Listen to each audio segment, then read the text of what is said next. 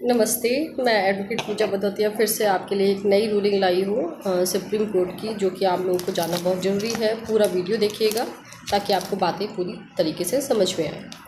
यह मैटर है हमारे उच्च माध्यमिक विद्यालयों की शिक्षा से रिलेटेड, जिसमें कि हमारे सुप्रीम कोर्ट ने मेनली यूपी सरकार से यह सवाल किया है कि क्या उच्च माध्यमिक विद्यालयों में यौन शिक्षा दी जाती है।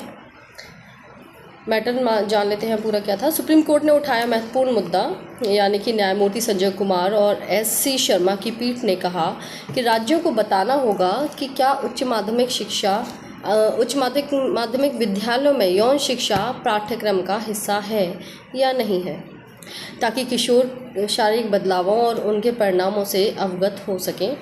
मामला कब होगा, अगली सुनवाई कब होगी, ये मामला तो अभी सुप्रीम कोर्ट में चल ही रहा है।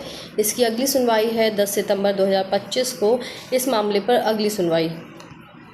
मामले की पृष्ठभूमि जान लेते हैं कि ये मुद्दा कब उठा और सुप्रीम कोर्ट को कब आभास हुआ कि हमें सरकार से, यानी कि राज्य सरकारों से ये पूछना चाहिए कि क्या आपके शिक्षा के पाठ्यक्रम में यौन शिक्षा से संबंधित कोई सब्जेक्ट है जिससे बच्चों को जागरूकता मिल सके।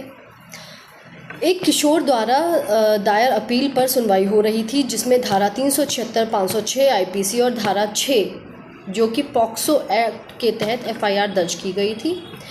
पीड़िता 2.5 महीने की गर्भवती पाई गई थी। अपीलकर्ता ने कहा कि संबंध सहमति से बने थे, लेकिन अदालत ने उल्लेख किया कि पॉक्सो मामले में नाबालिग की सहमति अप्रासंगिक है। यानी कि पॉक्सो के जो मामले आ जाते हैं, पॉक्सो के मामले होते हैं, पॉक्सो एक्ट के अंतर्गत नाबालिग लड़कियों के साथ बनने वाले यौन संबंध से रिलेटेड अपराध आते हैं इस श्रेणी में, और उनमें नाबालिग की सहमति की इंटेंशन आप नहीं दिखा सकते, अप्रासंगिक होती है वो।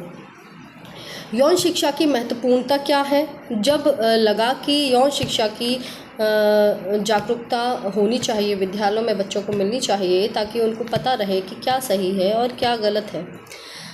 यौन शिक्षा की महत्वपूर्णता क्या है। जागरूकता, यानी कि किशोर अवस्था में होने वाले हार्मोनल परिवर्तनों के बारे में समझ विकसित करना। सुरक्षा, यानी कि अनुचित गतिविधियों और उनके कानूनी परिणामों के बारे में जागरूकता बढ़ाना। स्वास्थ्य, यानी कि प्रजनन स्वास्थ्य और सुरक्षित व्यवहार के बारे में महत्वपूर्ण जानकारी प्रदान करना।